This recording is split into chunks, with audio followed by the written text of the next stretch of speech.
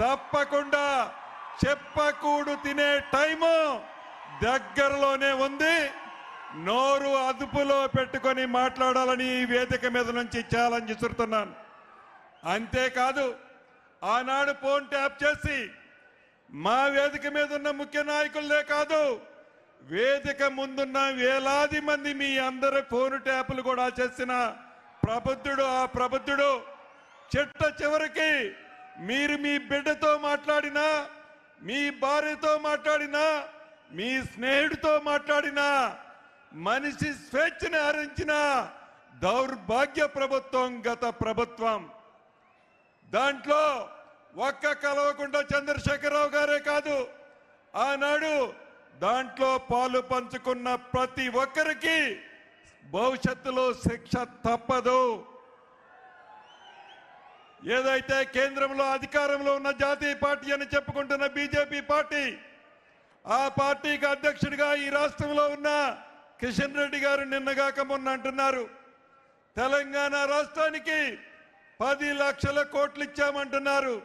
అయ్యా కిషన్ రెడ్డి గారు, తెలంగాణ రాష్ట్రానికి 10 కోట్లు, మీ 10 లక్షల కోట్లు మీరేమన్నా బిచ్చమిచ్చారా? మీరేమన్నా అదనంగా ఇచ్చారా? తెలంగాణ రాష్ట్రంలో ఎన్ని లక్షల కోట్లు కేంద్ర ప్రభుత్వానికి శిస్తు రూపంలో కట్టిందో ఒక్కసారి మీరు ఆలోచించండి. అంతేకాదు, ఆనాడు రాష్ట్ర విభజనలో ఏవైతే హామీలు ఇచ్చారో ఈ మహబాద్ పార్లమెంటు పరిధిలోని బయ్యారం ఉక్కు కానీ ఈ రోజుకి కూడా మీరు ఇచ్చిన హామీలాగానే మిగిలింది. అంతేకాదు, వరంగల్లో ఉన్న రైల్వే కోచ్ని ఇస్తామని చెప్పారు, అది అంతే ఉంది.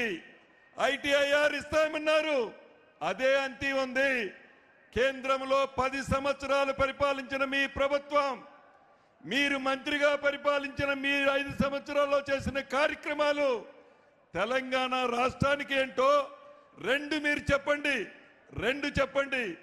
2 చెప్పలేని మీరు తెలంగాణ రాష్ట్రంలో రేపు పార్లమెంట్లో మాకు 10 వస్తాయి, 15 వస్తాయి అని చెప్తున్నారు గొప్పలు.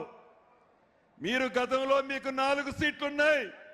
ఆ 4 సీట్లు మీరు దక్కించుకుంటే నిజంగా మీరు హీరోలే. 4 సీట్లు కూడా మీకు వచ్చే పరిస్థితి లేదు. తెలంగాణ ప్రజలు ఇందిరమ్మ రాజ్యాన్ని, ఇందిరమ్మ పరిపాలనని పెద్దల ముఖ్యమంత్రి గారు రేవంత్ రెడ్డి గారి నాయకత్వంలో చల్లగా ఉన్నారు. 6 గ్యారెంటీల్లో 5 గ్యారెంటీలు ఇప్పటికే ఈ ప్రభుత్వం ఇచ్చింది. భవిష్యత్తులో వచ్చే ఎన్నికల్లో తప్పకుండా మీ అమూల్యమైన ఓటు హస్తం గుర్తు మీదకి వేయాల్సిన అవసరం ఉంది.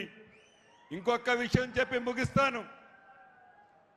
గత ముఖ్యమంత్రి కల్వకుంట్ల చంద్రశేఖరరావు గారు అంటున్నారు, 20 మంది ఎమ్మెల్యేలు కాంగ్రెస్ పార్టీలో ఉన్నాళ్ళు మాకు టచ్లో ఉన్నారని చెప్తున్నారు. కాంగ్రెస్ పార్టీలో ఉన్న మంత్రులు మాకు టచ్లో ఉన్నారని ఏది హాల్లో కూర్చొని పోరంబోకులు మాటలు మాట్లాడుకుంటూ కాంగ్రెస్ పార్టీలో ఉన్న ముఖ్యమంత్రి గారట బీజేపీలోకి పోతారట, శ్రీనివాసరెడ్డి గారట బీఆర్ఎస్ పార్టీలోకి పోతాడట. సిగ్గుండాలు మాట్లాడటానికి.